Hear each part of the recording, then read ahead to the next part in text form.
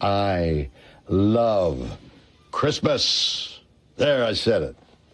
And I don't care who knows it, because I love tinsel, I love Rudolph, I love cranberries, I love baby Jesus.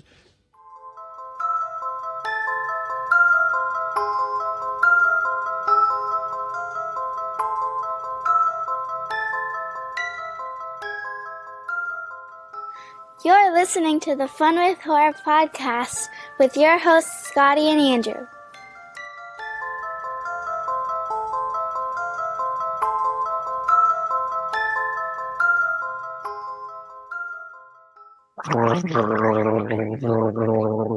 Hello, everybody. I'm Scotty. And I'm Andrew. And welcome to episode number 108 of Fun with Horror, the movie review podcast in which two long-distance best friends stay in touch by giving each other horror movies to watch and discuss. Last episode was me, and I chose the 2015 anthology horror movie, A Christmas Horror Story. And of course, stay tuned to the end of this episode where we are going to find out what Scotty's picking for the next movie. But without further ado, hey, buddy. Hey, buddy. Look at us. Look at us. How are you? So, well, how are you? Full disclosure, everybody. Andrew and I are not just best friends. We get sick together. Yeah, we do. And a week ago, we were like, you know what? Let's call each other because we're not recording until next week. And hey, buddy, I miss you. And buddy, I miss you. And so we called each other, and we could barely talk to each other. It was amazing. I know we both had no voice. It was an interesting call. Yeah, but it was great. It was great. I love talking to you too. But it was one of those. As usual, we just are on the same wavelength, man. Our bodies are even on the same wavelength. We were. It's amazing. We're on the same. Yeah. Yeah. And even now I still don't have half my voice. It's still part gone. I know. You sound so gentle and cute. Thank you. And you as well. Oh, thank you. You're thank you. Oh, yeah. You're welcome. Oh. Have you been watching any horror movies or Christmas horror movies or Christmas movies? Any of the above is fine. Besides the one for our movie, no, I haven't actually. I haven't been watching like much lately. Same. What have you been? Same. Yeah. I don't know. I'm falling behind, buddy. Well, I'll say this: I'm not really feeling the Christmas spirit that much this year. I'll be honest. Oh, but your movie that you picked last time is like about as Christmassy as I've gotten, and it really helped. Oh, good. Yay. Yes. So I'm looking forward to talking to you about it in a second. But yeah, me too. I did see another movie in the theaters just a few days ago. I think I saw this or saw that you saw this, but yeah. Correct. And for once, there are parts of it that can be considered horror adjacent, at least, if not a horror movie. Oh, but yeah, I saw Godzilla -1. Nice.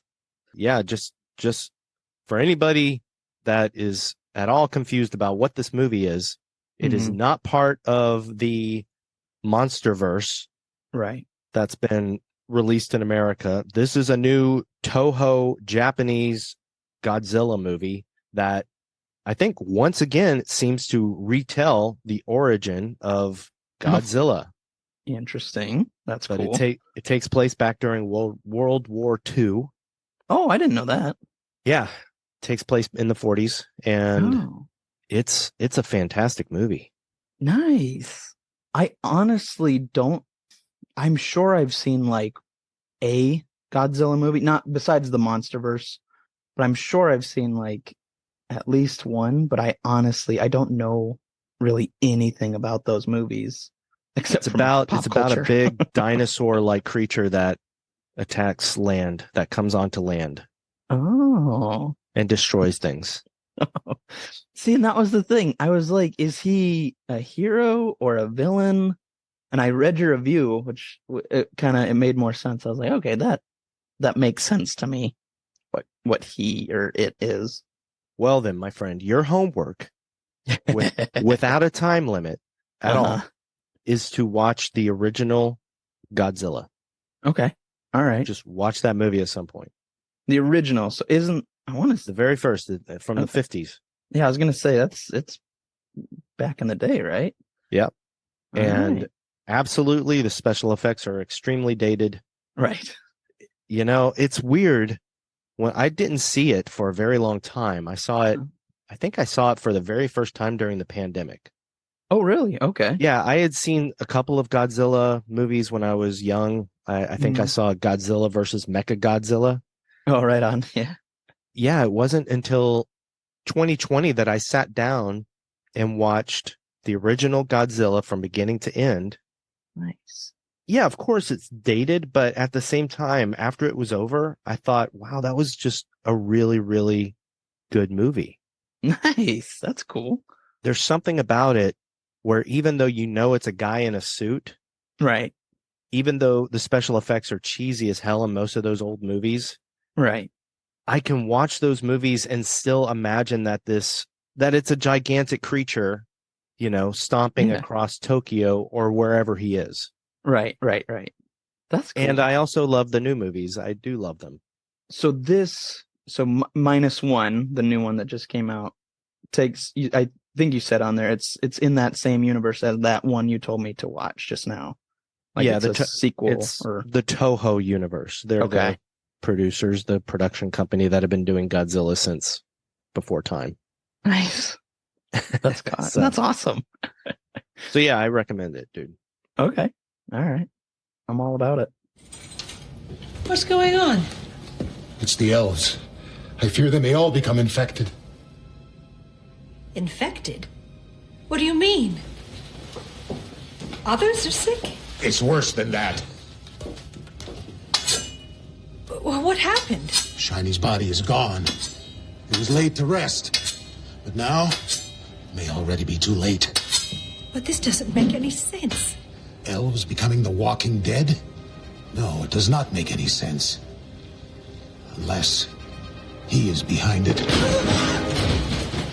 Buddy, what movie are we discussing this week?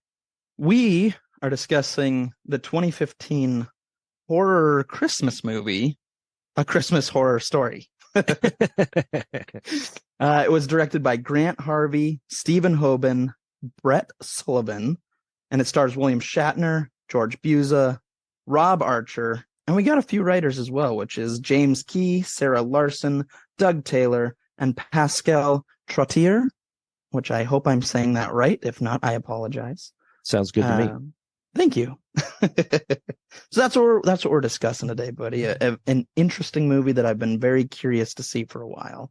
That's right. And before we go any further, everybody, just be warned that if you have not seen the 2015 movie, A Christmas Horror Story, we're about to spoil the entire thing. All of the anthology stories within this magnificent epic of a movie. So this is your warning. Turn back now. Andrew, this is going to be interesting. We've done a couple of anthology movies before, and they've always made for interesting 3-minute recaps. Yeah. So I have nobody. Nobody's outside. Well, no, that's not true. That's not true. I have William Shatner. Oh, no. Drunk off his butt. Yeah. And he's going to just talk to you for 24 hours nonstop if you don't recap this in under 3 minutes. Man, the original Michael Myers? Interesting. So whenever you're ready. All right, here we go. Ooh. I got you for 3 minutes. 3 minutes of playtime. All right, so the movie begins with Dangerous Dan, played by William Shatner, as our radio DJ in this small town. He works with Stormin' Norman, a weatherman who hates Christmas and has to go to the mall to do a whatever for the radio station. So he leaves and he's angry. Then we have our 4 anthology stories. The first one is about 3 high school students that break into their high school where the year before some students were murdered in that school. So they go in, eventually find the area where the students were murdered. They get locked in, and we find out that there was a girl there that had a baby that was the doctors aborted. and this baby, or excuse me, the girl that had this baby wants the baby now. She's a ghost and has been killing people. And anyway, she decides to essentially possess the girl that went down there, one of the high school girls. She, as this possessed girl, decides to kill one of the boys and then have sex with the other one, or she gets pregnant. The ghost eventually shows up and kills the other boy, and the girl is now pregnant and leaves. That's the first story. Second story, we have a family that decides to go cut a Christmas tree in a forbidden area of the forest. They go, it's a mom, a dad, and a son. They go, and the son goes missing. They start looking for him. They eventually find the son, but he's a little different now. They go home, find out that the son's a little off, a little scary, a little darker, creepier. Eventually, the son kills the dad, and the mom gets a call from the person that owns the land where the son went missing, saying that the son is actually a changeling, and she needs to bring him back to the man that owns the area. She does. She gets the boy back there. Eventually, there's a fight that ensues. She kills the owner. The changeling is, I guess, relieved that the owner is dead and gives the son back, and mom and son live happily ever after. I don't know. Maybe. Third story we have is a family that decides to go visit a great aunt that's rich. They need some money. Eventually, the son is there. He breaks a Krampus toy, and kind of the housekeeper, if you will, of the house gets pissed about it, the breaking of the toy, and the family leaves. Well, they're hunted eventually by Krampus, who kills everyone except the daughter, who runs back to the who actually fights Krampus, kills Krampus, and we see that it was the housekeeper turned into Krampus. So the great niece runs back to this aunt's house and talks with her, and the aunt says, yeah, he changed that way because he was so mad at Christmas time. And the great grand niece just realizes that the aunt sent Krampus after them so she wouldn't die. Well, she's so angry, the great niece is, that she becomes the new Krampus and attacks the great aunt.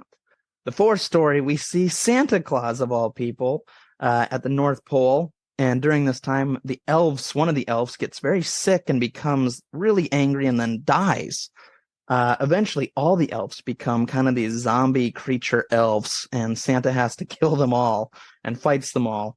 We see that at the end of all of this anarchy, that it was Krampus was kind of the reason. So Santa decides to fight Krampus, but wait, something happens. It's not really Santa or Krampus. It's actually Storm and Norman from the beginning of the movie. He had a breakdown at the mall and has decided to kill everyone at the mall, thinking that he is the actual real Santa Claus, while the police arrive and kill him. And that's the end of the movie. Well done, pal. Well Thanks, done. man. That was rough. It didn't sound rough at all. It sounded like you're a professional at this. Oh, thanks, man. Yeah, anthologies are weird. Weird to do a 3-minute recap. You're right.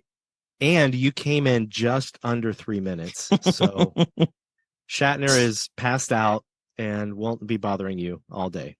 I mean, good. I mean, it'd kind of be cool to talk to William Shatner for 24 hours. So it would be. That was bad on my part. I could have chosen Krampus or something, but you expected that. I did. No, I think Shatner was the way to go. Period. And let's not say Shatner. Dangerous Dan. Dangerous Dan. You're right. Dangerous Dan. So why did you pick this movie again, Andrew? Tell me. I've been curious. I love anthologies. Trick or Treat, obviously, that we recently did, is one of my favorites. And I love anthologies. And I had seen this one. I'd seen this cover. It seems like it's kind of an infamous cover. And I was curious about it, and I read about it, and a lot of people really enjoyed this movie. It had way more positive reviews than negative. And I went, well, all right, let's give it a shot. And I wanted, of course, I mean, we're in December now, so I, of course, wanted a holiday themed movie, a Christmas movie. And I figured now's the time to try out a Christmas horror story. Yeah. And I know I've seen this one on Shudder quite a bit. Mhm. Like, I feel like I see it every single year. Right. So, well, we've seen it. We have. So what did you think, buddy?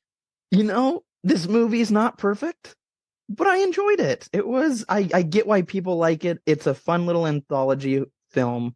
Again, it's not a perfect movie, but if you just want something where you can just kind of sit and enjoy for an hour and a half, a Christmas horror themed movie, or 2 hours, I don't know, whatever it is, it's not a bad little flick. I had fun with it. What about you, buddy? What did you think? I did think it was a little long. Yep, fair enough. But I enjoyed it. I Yay. enjoyed it a lot more than I thought I would. Yeah, me too. Watching it a second time, I wondered if this movie wouldn't have been better, because this movie is intercut. It kind of does or tries to do the trick or treat type thing, Right. where it goes between the stories. Right. It tells all the different stories at the same time, except unlike trick or treat, they don't constantly come in and out of each other's stories. They all kind of intersect at the very beginning. Right. Yep. There's a connection between all of them. But once you get into each story is by itself. So the second time, I couldn't help sitting there wondering, man, would this movie have been better if they had intersected all of the stories at the beginning to introduce them, but then they focused on one story and told it, and then moved to a different story and told it, and then end obviously with Santa versus the elves and Krampus and that whole thing. I like that. I think that would have been nice, actually. I think I would have liked that better. I'm torn on it, because at the same time, Michael Dougherty, when making Trick or Treat, said that he edited the movie together to be singular stories told one by one, but then the movie was feeling too long. So then I wonder if this movie would feel a little bit too long, although I think you can cut a little bit out of some of the stories. Yeah, that's fair. And I'll say this. Let's just real quick talk about the ending. Yeah. I was surprised, and I almost did a complete 180 at the end of this movie, because I missed the line that Santa said about he's probably done this. He makes one mention to somebody being behind the elves getting sick. Oh, right. Yeah. And I missed that line. So at the end, I was wondering, where is this Santa versus Krampus fight? Because Krampus is in a completely different story than Santa. So where is this fight? Are they just is it just something they put on the poster and they're like, hey, we're going to throw this in at the end as a fun, stupid thing that makes no sense. Right. But then the whole reveal that he's Storm and Norman, dude, my mouth was open. I was like, oh my God, how did a movie like this make this reveal? That is brilliant. Yeah, I agree. I was not expecting that at all. And what's funny too is, like, even Dangerous Dan at one or 2 points is like, I can't get a hold of Norman. There's something going down at the mall, and I was like, oh, okay. I didn't even connect it. So exactly. It was pretty good. It was a good reveal. And obviously at the beginning of the movie, it's the same actor. George Buza plays Storm and Norman. And I didn't make that connection. They show him right after the Santa intro. Yep. I did not either. I did not connect that at all, which was well done. That's pretty great. Pretty brilliant. Brilliant. Yep. Buddy, in coincidences, where we connect movies to other movies we've done. Did you know that the town that this movie takes place in is a fictional town? You did know this. I read it. It popped up on IMDb and I was like, oh, cool. Oh, you looked at the IMDb. Well, it was at the bottom. I just saw it. Tell people though, because it's cool. It's really cool. Well, it's your movie, so you tell them. Well, it's the same town name from the one in Ginger Snaps. Bailey Downs, which is pretty cool. I like that. Yeah, it's a fictional town. It's because it's the same creators as Ginger Snaps. All the directors of this movie all had a part in creating Ginger Snaps. That I didn't know. Yeah, that's why they use the same town. Oh, that's cool. I just thought it was like the movie. That's awesome. I love that. And in our little fun with horror coincidence, we just discussed Ginger Snaps in episode 100. Yeah. So I love that when there's connections to. I do too. Just like there's connections between the 4 stories in this movie. Yes. There's fun with horror connections. Connect 4. Oh. I got some notes for the entire movie. Okay. Which are simply, there's some very cheap special effects in this movie. Yeah. Yep. Like the opening showing the North Pole was very animated looking. Krampus's tongue Mm-hmm. in the, what is it, a rectory? Is that the correct word? Did I use it think right? so. I don't know. Where you give Your confession at that's it. church. The confessional. I think it's Confessional. called confessional. There we go. Somebody else can tell me what no, that's not a rectory, you stupid. You heathen. But anyway, yeah, but some of the practical effects were really nice. Yeah, I agree. Did you like the Krampus design? I actually did. I thought Krampus looked really cool. I was all about it. Yeah. I mean, it's very different from Michael Dougherty's Krampus, but Totally. this Krampus was more like a lot of the little pictures we see Right. of this horned goat-like creature. Yeah. But he looked great and pretty jacked. So let's do this, buddy. Yeah. What was your least favorite of the 4 stories? I knew you were going to ask me that, and I just. What was your favorite? My favorite was the Santa Claus one. Okay, good. What was your next favorite? You got 3. So then you have 3 stories left. Right.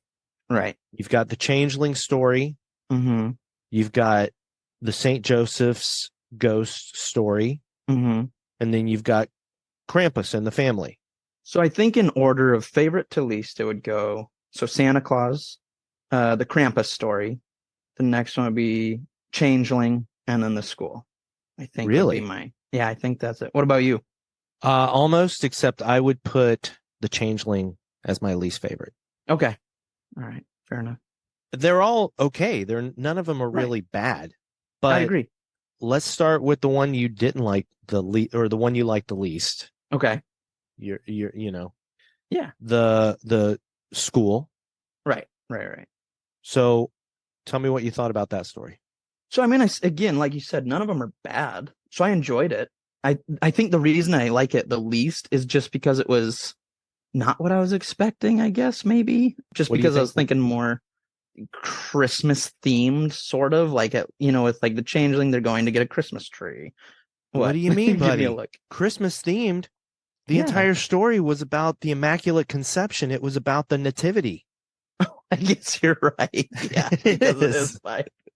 It's about the birth of Jesus in its own way. Yeah. I guess maybe more the Antichrist. Maybe, yeah. You don't know. That's true. Yeah. Yeah, that's fair. I don't know. I guess maybe that's not what it is. I just wasn't expecting this like ghost story, which isn't bad. Like it was fun, but it caught me off guard, I guess. I don't know.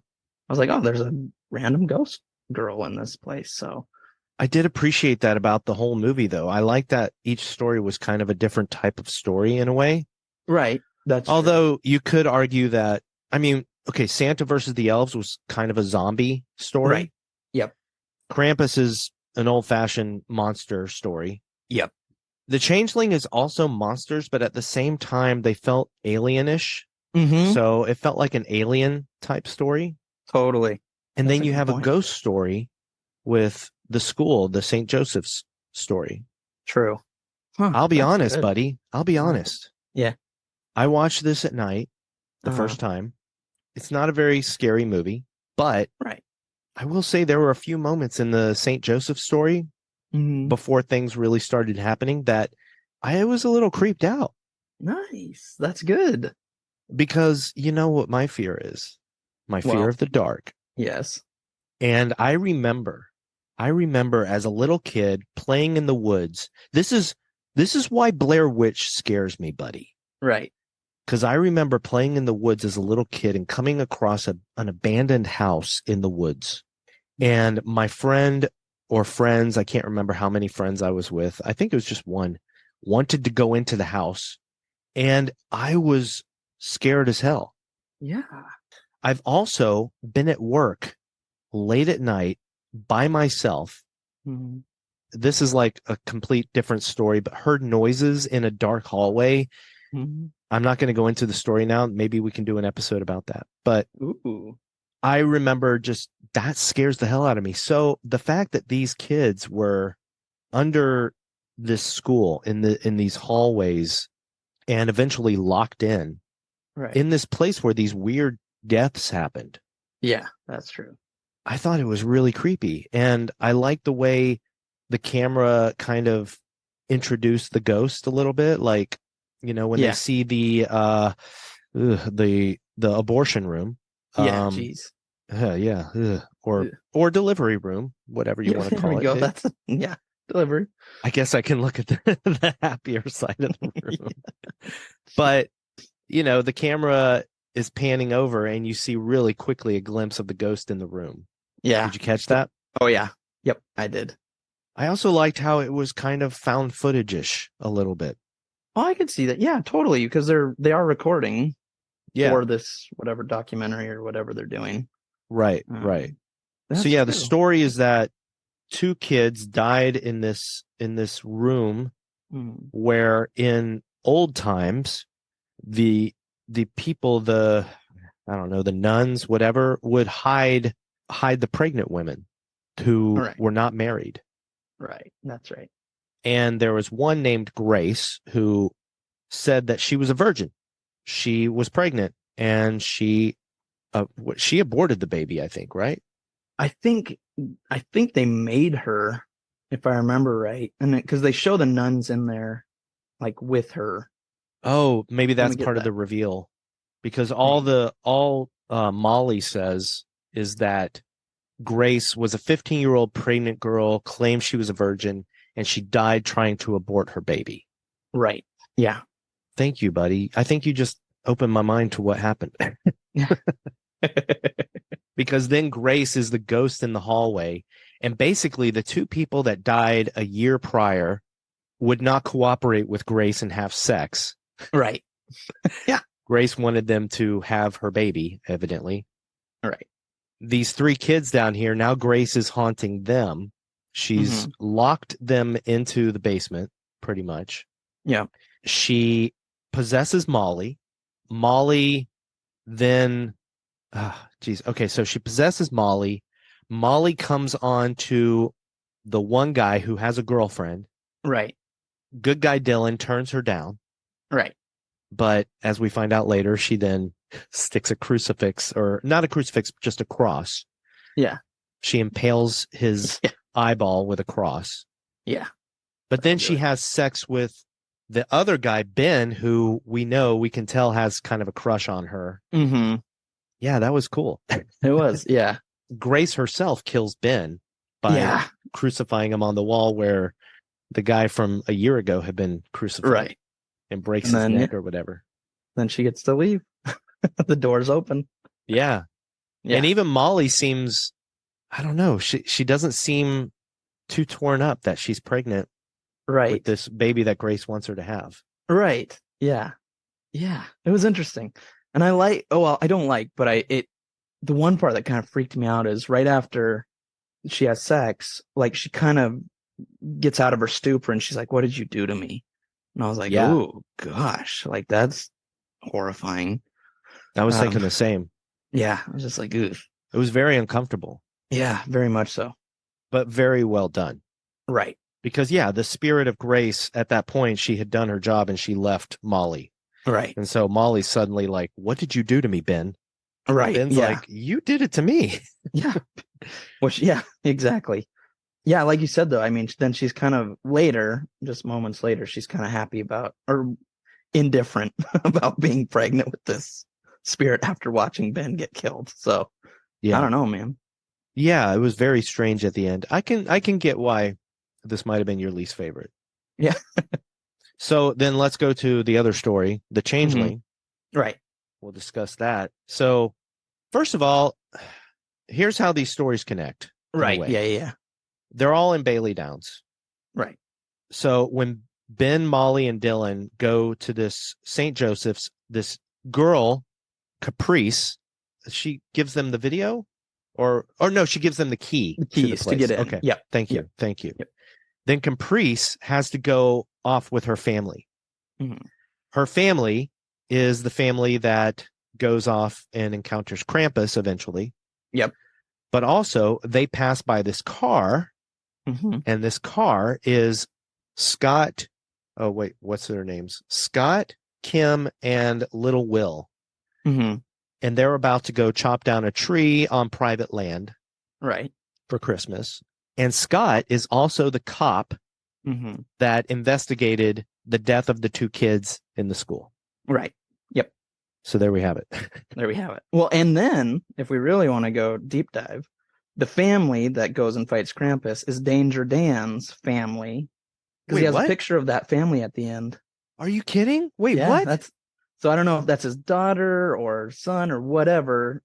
But yeah, if at the end he's looking at the picture of his family when he's drinking at the radio station, and it's that family. What? Yeah, buddy. Oh my God. That's amazing. Right? I thought that the connection was simply that all of like the Santa stuff and the elves was happening with Storm and Norman in reality that we just didn't know. But wow. Yeah, man. It's a good little, they all connect. They all connect. That's really cool, buddy. Good job. Yeah. Thank you. Thanks, man. So back to the changeling story. Mm-hmm. Okay, so they chop down this tree. Right. As you said in the recap, the little boy disappears for a little bit. He comes out of a tree, but now he's creepy. Different. Yeah, it's pretty creepy. I gotta say, kudos to that little boy. Yeah. He was very suitably. I wouldn't say he was like the greatest actor in the world, but Right. they picked a boy who, when he just looks at you, he looks terrifying. Yeah, he does. He's pretty creepy, man. He did a good job of being creepy. Yeah. So the little boy is creepy. He's eating a lot. Oh my God. We'll get into the details, but we start to realize that we know, as the audience, we know that he's not the little boy anymore. Right. Oh yeah, for sure. Scott seems to realize something is off right away. Kim is defending Will. Right. And I think this is what I didn't care for. I thought the changeling story was enough.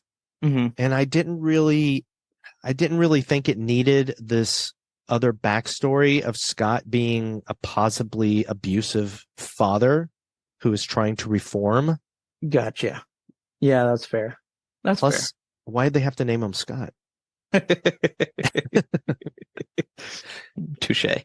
I mean, come on. Give the abusive guy my name? Jeez. Right? Stop. Gosh. Stop. Anyway.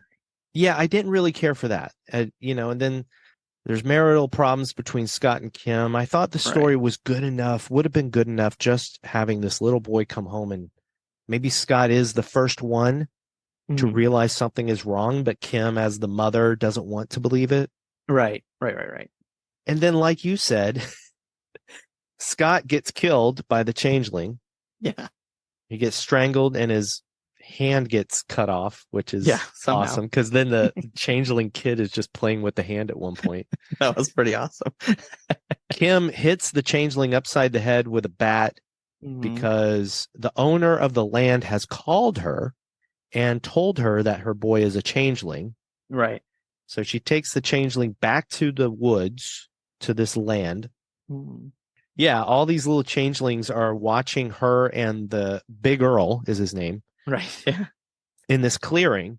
Then she accidentally shoots Big Earl and kills him. Right. And then like the one changeling, she's like, please, please. And it goes into the tree, and then out comes little Will. And again, I gotta say, maybe the kid is a really good actor, because he was very different as Will than he was as the changeling. That's true. That is very true. I mean, he came out and he's like, mommy, and just whatever he said, it was very cute. And I was like, oh, baby. But then, they just, that's the end of that story. And I'm sitting here wondering, how are they going to explain dead cop in the house? I had the same thought. And like, I mean, if they're going to look at blood spatter and all that, like detectives would, I mean, it's going to look like a little boy did this. So is that kid just totally screwed now? Well, I think Kim is screwed. I think they're all screwed. Yeah, that was not a happy ending. No, not at all. I mean, he's safe, but how? So I think I didn't care for that as well. That's fair. I get that. But there were some good moments. Yeah. First of all, my mouth opened wide when the little kid changeling stabbed Scott in the hand with a fork. Yes. And then what bugged me about that is they're like, they don't really react. Like they're like, hey, you can't do that. And I'm like, he just stabbed you with a fork. Like that's horrifying. That's something you really need to sit and talk about, man. They're just like, you stinker. Well, and then then you get into why the backstory exists, because Scott reacts stronger than Kim, and Kim tells Scott to stop. Right. So you get this story where maybe she thinks he's overreacting. Right. And she just doesn't want to admit that anything is wrong with her precious boy. Right. Which is basically what would happen if Enzo became a changeling. That's it. minus the abuse thing, because you've never been abusive to anybody. No. Not even a flea. No, they just live in our house. All the fleas. They know they're welcome. And you make a little circus for them. Here you go. Hi, fleas. Hi, fleas. And you don't even have any pets. I do. And I have no fleas. No fleas at all. Oh, that's because they're over here. They just travel from LA to Washington. Take their little flea plane and they're here. Their little flea plane. What noise does that flea plane make? I don't know. I can't even hear it. Did you make a sound? I tried. Yeah. It actually just sounds like, yeah. There you go. Oh, that was good. That was good. We even have the drummer of the Red Hot Chili Peppers here. He's always welcome. Wait, what? Oh, he's not the drummer. Or no. Oh, you just messed up that joke bad. But he's the bassist. Whatever. I was like, you have Chad Smith in your house? That's right. I forgot. You mean Will Ferrell? Yeah. Wow.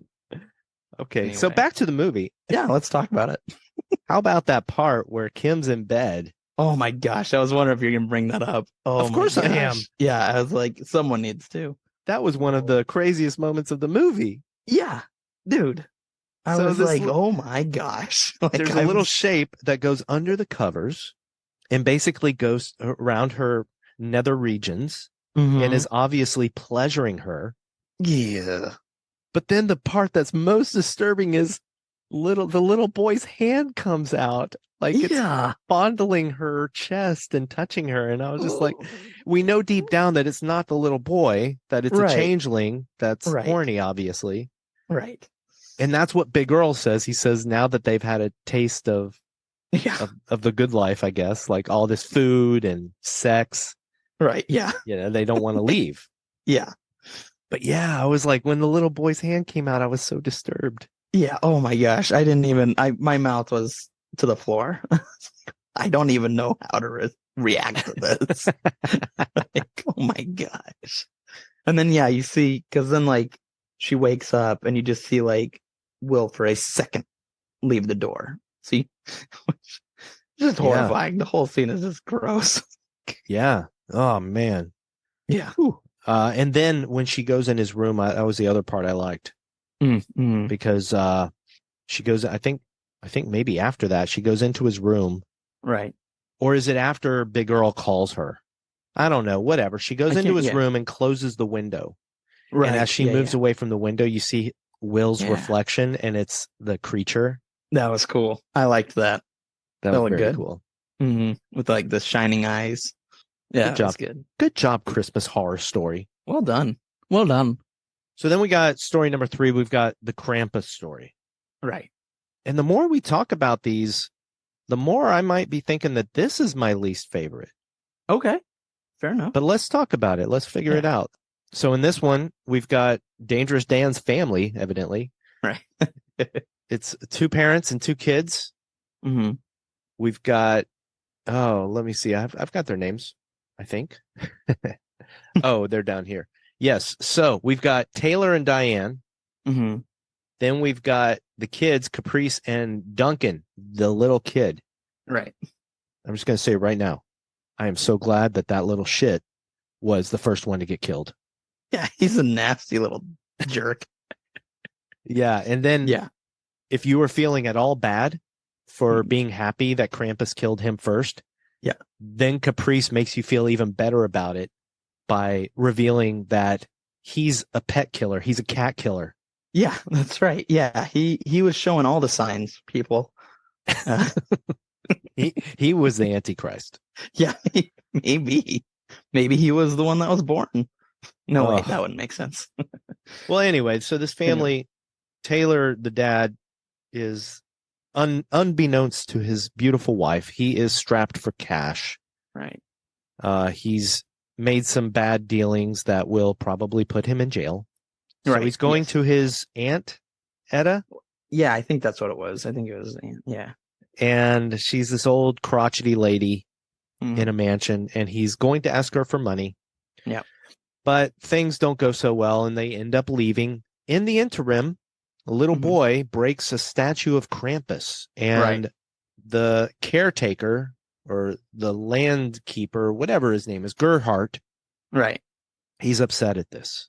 Yeah. So then the family leaves, and as they're driving away, Krampus runs across the road and makes the car skid. They all get out, and then Krampus starts attacking them. He hooks the dad, Yeah. but doesn't kill him, but Right. leaves him bloody. And then he takes Duncan, that little piece of crap, and just takes him away. We don't see Duncan die, but we assume he did. Oh yeah. He's gone.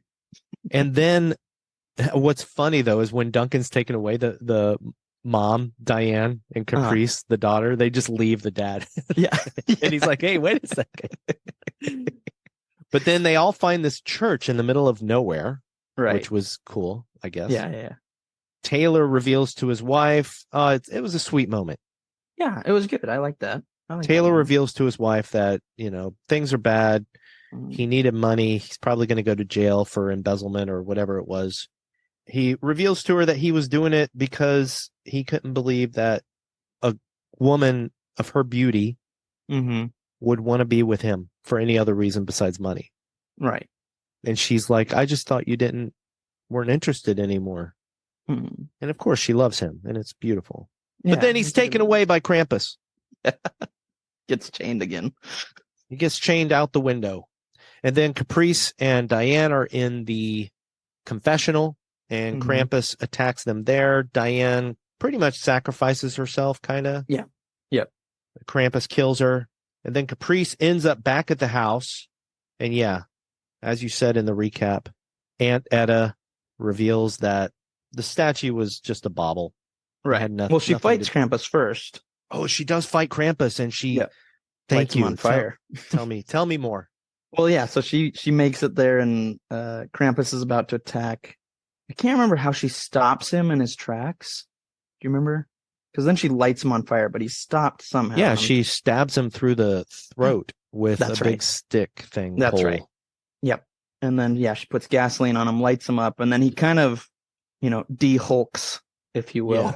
and becomes the caretaker. Now, did you realize it was him when that happened? Like, yeah, when he changed his back, I was like, oh, that's the caretaker, because it looked like him. It didn't to me. Oh, really? I was like, oh, okay, so it's like what, a real person? No, I thought it looked like him, so I was like, oh, it's the caretaker. And then when Aunt Etta was talking about Gerhardt, the caretaker, I was like, oh, so it was that guy. Yeah. So, yeah, so that's what happened. Hmm. Sorry, I'm trying to preserve your throat and your voice here, buddy. No, I appreciate it. Thank you. I don't mean to talk so much. And No, sorry, no. everybody out there. I'm just helping out Andrew here. Stop it. Gosh, your I voice am. is so beautiful. Knock it off. Yours is. Can you just say a Christmas horror story in your evil voice or your trailer voice? horror story. Okay, quick aside here. When your voice is actually at 100%, and every week when you say the name of the movie at the beginning of the podcast, Yeah. can I just tell you, I love it so much. Oh, Because every single time you're like, what was the last movie you did? I don't know. What was last week I picked Ginger Snaps. And the way you say it, it just endears me to you. Thank you. oh, I love you, buddy. Thank you. So anyway, I just wanted you to say a Christmas story in an evil voice. It was great. Oh, you're the best. So anyway, so we find out that the bauble, the broken Krampus statue thing it was nothing. It was just proof that Duncan's a little piece of work, that little Right. crap. And that it just made Gerhardt so angry, along with Right. everything else, that he turned into Krampus. Yep. That's the thing. And then Caprice, in her anger, that Etta had sacrificed her family to Krampus and to Gerhardt Krampus, she becomes Krampus. Yeah. And, presumably kills Etta. Right. But we don't see it. Right. Cut to black. That's the end of that story. Yeah. Which is good to know. Like, you don't get mad at Christmas time, or you might become Krampus. Don't do it. I like Doherty's take much better though. Yeah. I'm with you. Like I'm when you for sure. don't disrespect the spirit of Christmas, or Krampus will come instead of Santa. Exactly. Oh man, I love that movie. It's a great movie. Anyway. So yeah, now that we're talking about it, I think this is my least favorite of the four. All right, that's fair. That's fair. I totally get that. And then we get to Santa versus the elves. Mm-hmm. So first of all, I want to say I loved George Buza as Santa. He was like a perfect Santa Claus. He was a lot of fun to watch. Yeah. He was a great Santa. He was like this strong, gruff Santa. And he did it so well that I did not even recognize him as Storm and Norman. Right. Exactly. It was perfect. It was brilliant. Brilliant. Yep, absolutely. Yeah, I would like to see him as Santa more. Yeah, right? Yeah. I'm with you, pal. Yeah. Again, as you mentioned, Santa and Mrs. Claus, Martha Claus, actually. Oh, right. Name. Is that her? Is that Mrs. I think Claus's that's what name? it's. Yeah. Usually? Yep. No, I mean in the movie it is, but I don't know. I just always know her as Mrs. Claus, I guess. I don't know. very beautiful Mrs. Claus, by the way. Oh yeah. I was happy. I'm gonna cut that. Fair. Maybe not. Who knows? We'll see. I'll see. No how it judgments. sounds. No judgments. No. Because I didn't mean it like that. I just meant I that know. I was happy to. Okay. Oh, God. Merry Christmas. Merry Christmas. Happy Hanukkah. Happy holidays. Happy Christmas, Hanukkah, Kwanzaa. There you go. Oh, I remember when you said that last year. Did I? Yeah, it was so fun. And I was like, wow, that was really good. Aw. Oh, memories. Oh yeah, I do remember you saying that. Anyway, so Shiny the elf Yeah. is sick. Yeah. And suddenly, as he gets sicker, he becomes really angry. Yeah. And this episode is already going to be, well, no, this episode is, I'm going to make this one an explicit episode because I'm going to put that soundbite at the very end of our episode today. Yes. Oh my because it was great. I'm Yeah, not even going to repeat it here. Just listen to the very end of the episode. Yes. And as we usually do, there will be a soundbite from the movie after the final theme of our podcast. And it's going to be a good one. Yeah, dude. But he dies. He what happens? He cuts his hand. Yeah, doesn't he stab his own hand or cut his fingers off or something? Yeah. And then he just falls over and convulses and dies. And all the other elves are like, elves don't die? Yeah. Oh my God. That was funny. I know. So then, the movie goes to other stories, but then when it comes back, we see time has passed and elves are getting sick. Yeah. And it's becoming like this action movie. It's really fun. It's because fun. the elves seem to be dying, but then coming back to life as zombie elves. Right. Yeah. Because Shiny was like kind of the first, what Suspect Zero or whatever they call it. Like he comes back to life. Suspect Zero is exactly what we call it. That's not it. Patient Zero. That's the word. Patient Zero. I'm calling it Suspect Zero from the end of time or until the end of time. Yes. We are on a roll, buddy. Yeah, we are. Yeah. Merry Christmas. Merry Christmas. So anyway. So the elves but they're becoming kind of like the sadness zombies. Totally. Oh gosh. Yeah, dude. Totally. Minus the sex and sexual abuse kind of stuff that was in that movie. Yeah. Yikes. Remember when we reviewed that movie? I will never forget when we reviewed that movie. Okay, I'm just going to say real quick. I know we keep going off on tangents, but that to this day, that podcast episode still has the funniest moment for me ever. So that's all I'm going to say. I'm just going to go listen.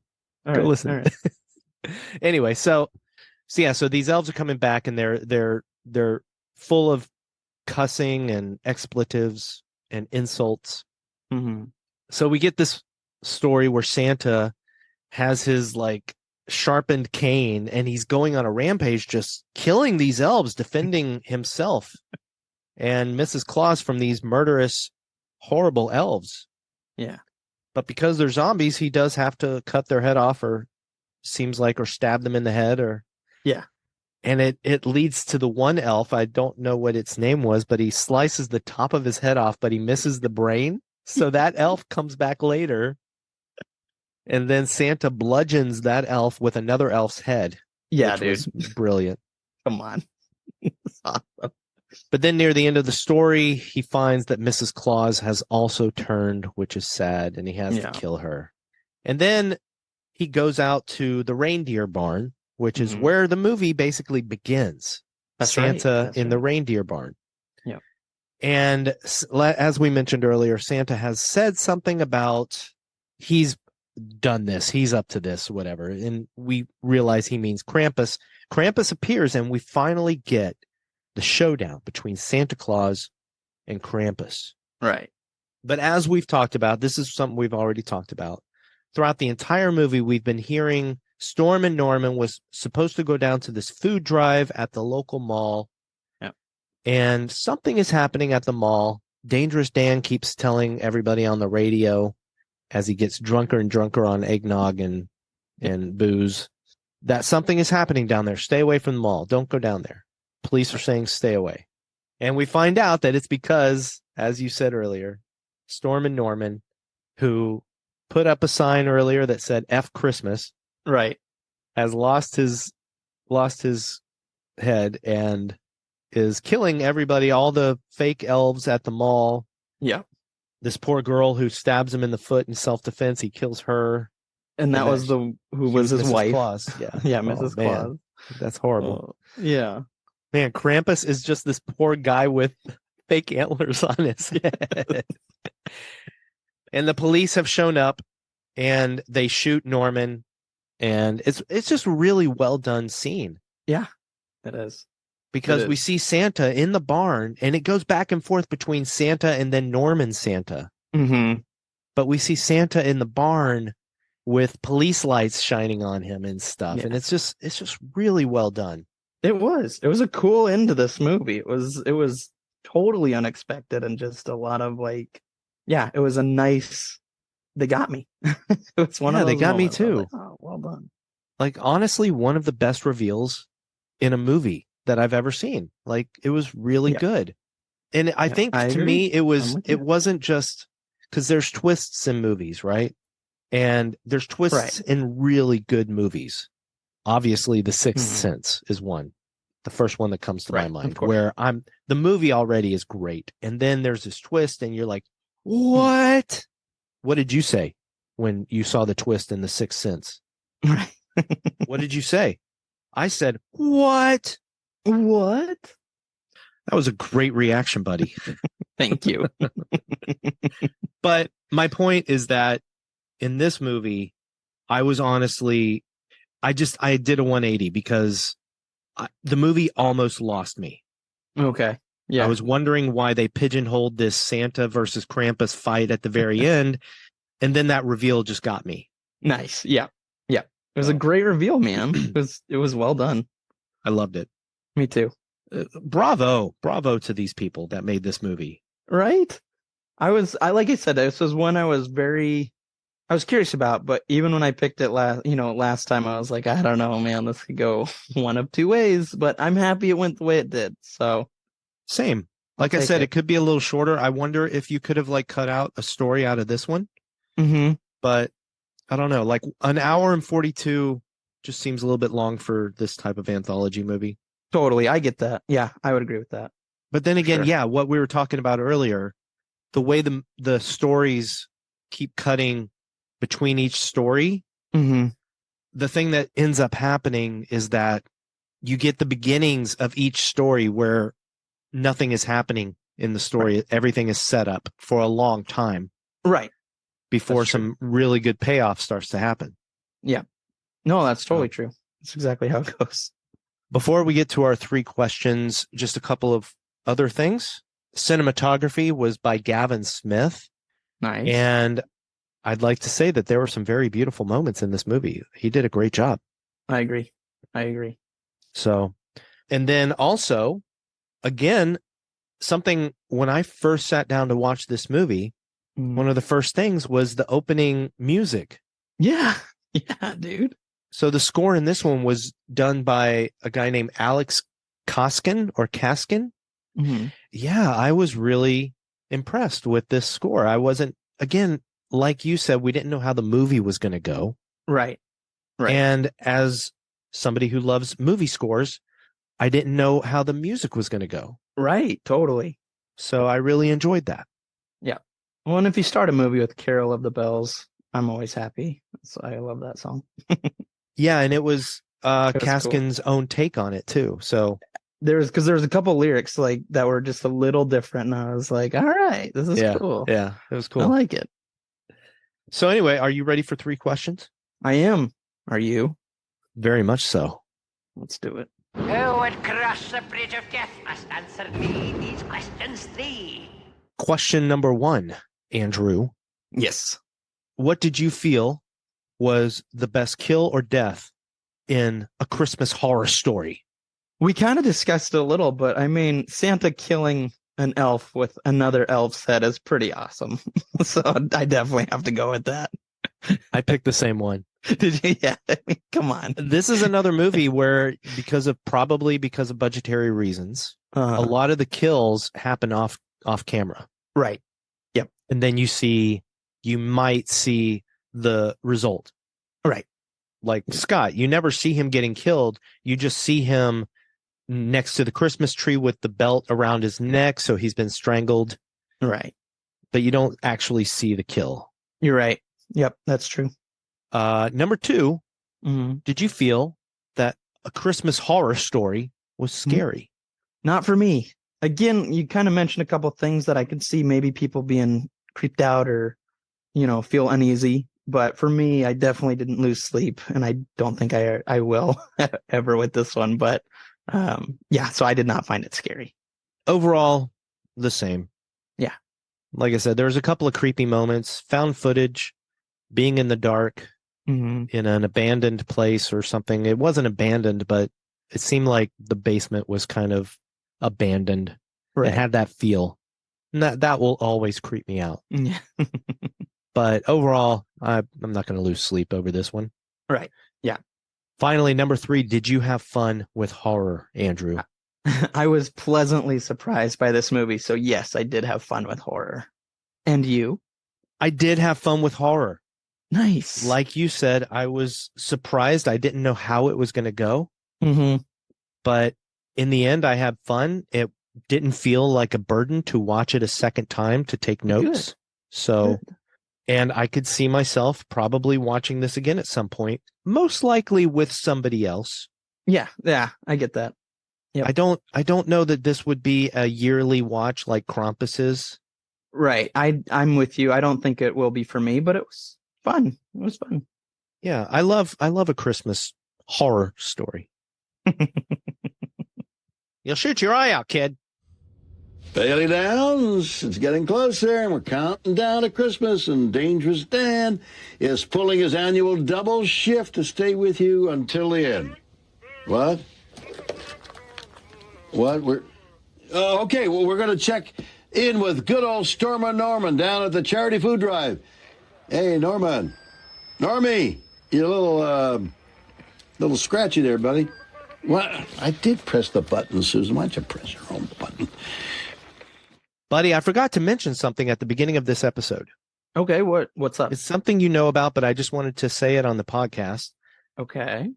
Last weekend, not this past weekend before this episode airs, but the weekend before, I finally got to meet our good friend Andrew Scott Bell in person. Oh, it's so awesome. I was very jealous. You lucky dog. Dude, it was such an adventure because So let me just start here. Andrew Scott Mhm. Bell, if people remember, is the composer for the score to Winnie the Pooh, Blood and Honey. Right. We had him on the podcast to do an interview. On Black Friday, there was a record store day, and they released the score on vinyl. Awesome. Now, Andrew had come by Amoeba Music in Hollywood and signed all the copies they had. So I already had a signed copy, but then he told me over message that he was going to be at Dark Delicacies in Burbank the following Saturday. Nice. So I showed up last Saturday.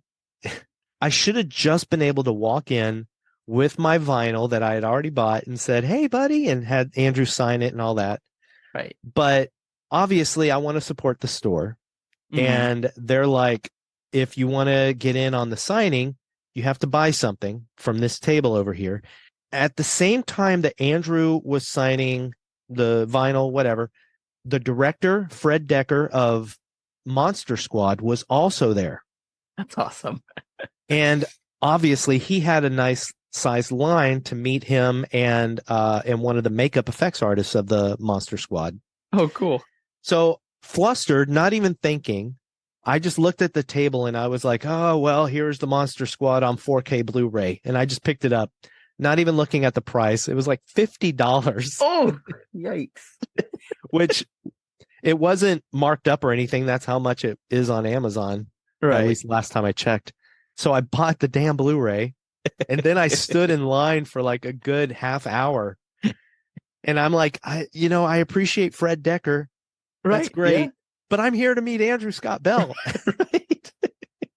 And I'm watching all of these other people like juggle like 10 posters that they're going to have Fred sign and everything. Oh, gosh.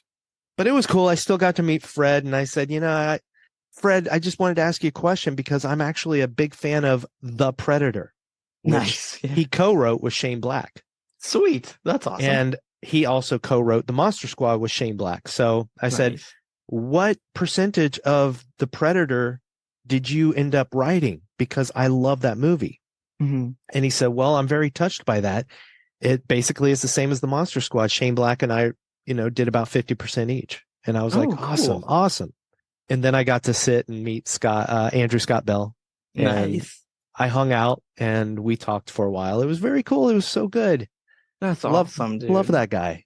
He's so nice. He's just a generous dude and just a man, down to earth. What a cool guy. I love that guy. And also he constantly doesn't realize how amazing he is as a composer. Really? And someday he's going to land something huge. Yeah. But right now we're just hoping that he does officially get put on Blood and Honey 2. Oh man. Come on. That would be awesome. That'd be Yeah. awesome. He needs to. All right, buddy. For our next episode, I think things are a little different. So what's going on? Well, I'm glad you asked because as you know, you're a very busy person right now at the end of this year. Yes. You got a lot of stuff going on, a lot of stress. Yes. So you know what? I'm giving you a little break, pal. Thanks, buddy. We are going to have an episode in 2 weeks. Mhm. It's going to be our Christmas episode. Right. But I'm going to be joined by Stanley and Alex of The Gory Gays. Yay. That's awesome. I'm so excited for that. Yeah, our good friends, a podcast we both love. Mm-hmm. They're going to join me. We are going to watch and discuss the brand new movie, There's Something in the Barn. Yeah. Nice. Looks like a ton of fun. I can't wait to watch it. Awesome. But yeah, I'll be Awesome. joined by both of them. We've had Stanley on. Mm-hmm. I've done episodes with Stanley, but this will be the first time that I actually get to do an episode with both Stanley and Alex. That's so cool, man. What a nice collab. It's gonna be cool. I'm really excited. Me too. And then not to get too ahead of ourselves, Mm-hmm. but a week after that is 2024. Woohoo. You and I are going to be doing our annual year in review and resolutions episode. Yeah, buddy. It'll be yeah. our third time doing it.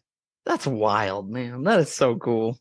Third year. Ooh. We get to go over our favorite movies that we watched this past year and what we're looking forward to watching next year. And we'll, as we did last year, we'll go over the movies that we had as our resolutions last year to see if we actually watched them or not.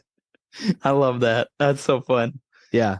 So I have to go back and listen to see what we said to see if we actually got to watch them. I know one for sure I did watch, but we didn't discuss it on the podcast.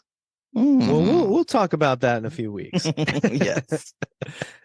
But anyway, everybody out there, thank you for listening as always. Yes. Thank you. Thank you. We love you. Love you. Love you. We do love you. And if you'd like to give us a really great Christmas gift, go on Apple Podcasts and leave us a rating and review. Yes. Also, Christmas present. we got our Spotify Wrapped for podcasters. And I think, what was it, 6 people?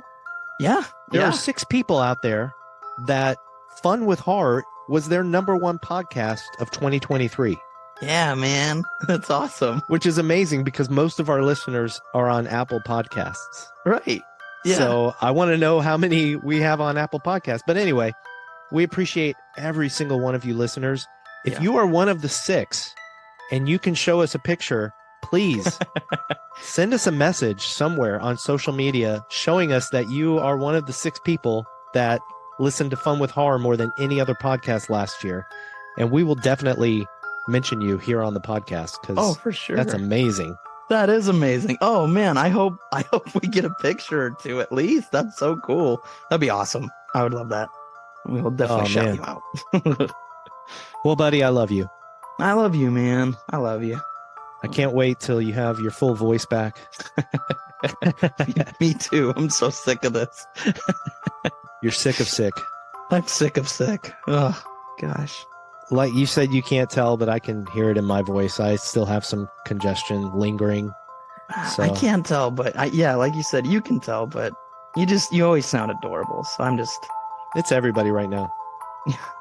Maybe I'll just start yelling, Andrew, you little cocksucker, you little motherfucker, you whore. I'll die, and then I'll come back to life, and you'll have to kill me. Oh my God. That's a Christmas Horror Story reference. Bam.